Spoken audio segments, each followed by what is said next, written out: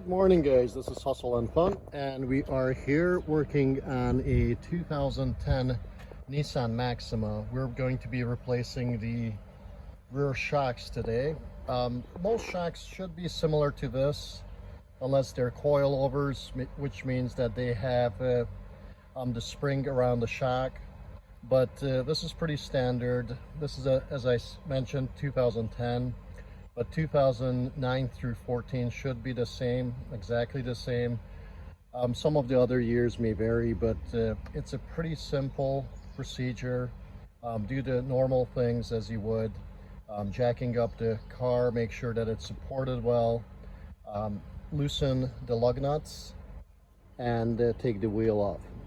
So I'm about to do that. I have the car jacked up, make sure it's supported in the right place. There's enough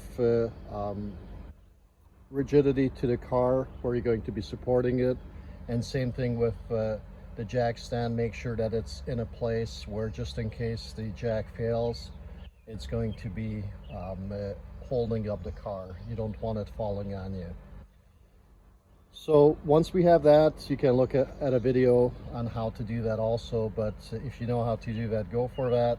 And we're going to be loosening the lug nuts and taking the wheel off first of all. So the wheel uses a 21 millimeter socket. So what I usually do is use a regular socket and a short extension and either a breaker bar, or you can use an air ratchet to make life a little bit faster and easier. If you don't have it, you can do it manually. The best way to do that is when you have the car on the ground, loosen the lug nuts if you're doing it manually, and then lift up the car and then take the lug nuts loose.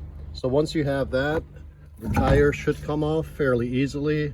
If it doesn't, you can use a sledge on the tire. Sometimes you can kick it, but if it's oiled up in the back or you're not in the rust belt, it should come off decently. So once you have the tire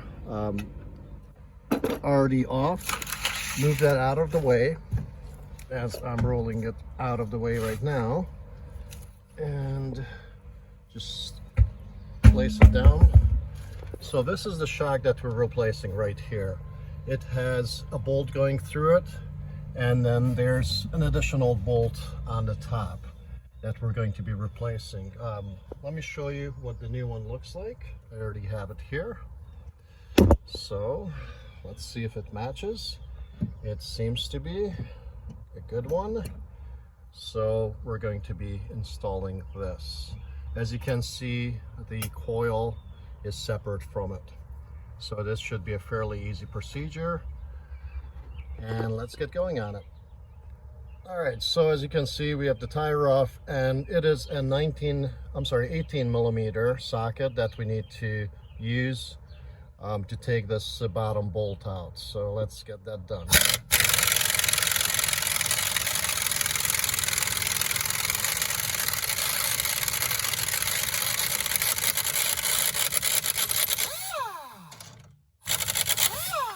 Okay, so that's done. Then let's get the top down.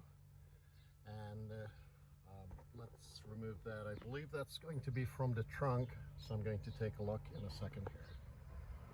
So we do not need to go through the trunk. There's actually two 13 millimeter nuts right up here. What you need to do is get an extension, at least a 6-inch or longer extension, and use the 13 millimeter to get that loose. As I said, you can use this you can do it manually, or you can use an impact. But what I would do is get it started at least manually, so to make sure that you don't round the nut off, because it would be a pain if that was done up there and where it's kind of hard to reach. So go ahead and get that loosened, which I already have one side, and I'm going to loosen the other side. The nut looks like this, and let me take the other side loose as well, and then we should be able to get this shock out of the way. What I have also done is supported the bottom with a jack stand. You can also use a jack to lift this up, so it will be easier to put back in. So let me loosen the other side. So as soon as you loosen the other side, the jack comes down. Don't be surprised, because that's all that was holding it, those two bolts. You can take this cap off. It's just a dust cap. And then you can take the nut off of here and take this bracket off, take the rubber part off, and switch it over to the other shock, the new shock. So let me see what size this is, get it off of here, and switch everything over to the new shock. All right, so on the shock, you can this is a 16 millimeter or 5/8, either one will work. You can loosen this by holding on to the top. We can use a pair of pliers or whatever, or a really small socket to hold on to this tip, and then loosen the other part, and then make sure that you see the orientation and remember the orientation of how everything was taken off, and put it back the same way on the new shock. So you actually take this bolt off, then you take the rest of the things off as well. You lift them off, and you lift once you take all that off, lift the rubber boot off and install it onto the new shock. So this is the order that you have it in. This is rubber boots, then you have the other parts. I put them in order so you can see. So you just do the reverse. You take the nut off of top of here, and then you just start installing the rubber boot first, then you install the other parts as well. So once you have the rubber boot on, the rest of it should be easy to put on. You do it one by one, one on top of each other. You get some of the other parts, and you just start installing them in the same order that you took them off. And you don't need to tighten this too tight. You need to hold on to the top again with this, and then use your 5/8 or 16 millimeter to tighten this nut. Once you have that, you're ready to put this back in place.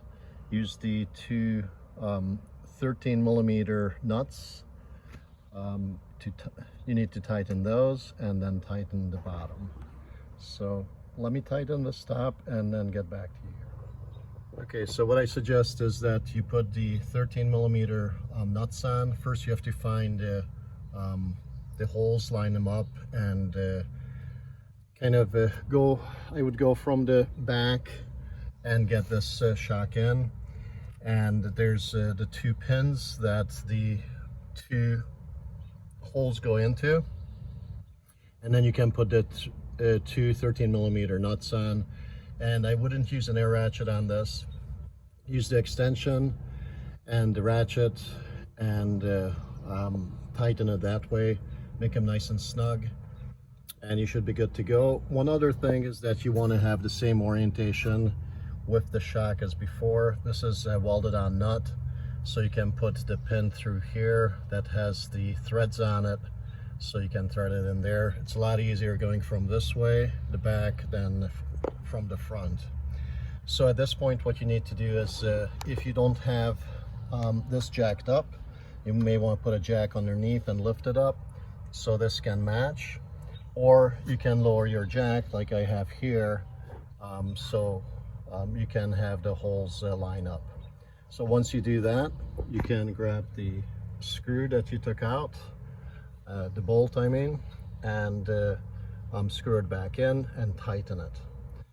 And then you're ready to put the wheel back on. So once you have the holes lined up down here, and you can put the bolt through, you can smack it a little bit to get it through, but be careful when you get the threads that you start threading it through. I would say do it manually. You're better off till you get it into the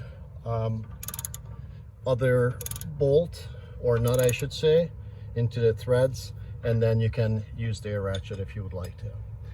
So once you get that nice and tight, we're ready for the tire to be put back on. Just one quick suggestion, if you have a hard time lining up this hole for the bolt, put something in the trunk, some weight. Someone either can sit in there, put something that's heavy and that will compress the springs. And if you have this supported with a jack stand, it will lower enough that you can actually pull on the shock, and you can line it up. So that's just a quick suggestion for you. We're ready to put the tire back on. Everything is jacked up and supported, so we're ready to put the tire back on. Remind yourself that, just reminding you that the bolt pattern, you should tighten the bolts opposite from each other, and then the opposite from there, and back and forth till you get it nice and tight. And then once you lower the tire, the vehicle on the tire, you can get it to 83 foot-pounds of torque.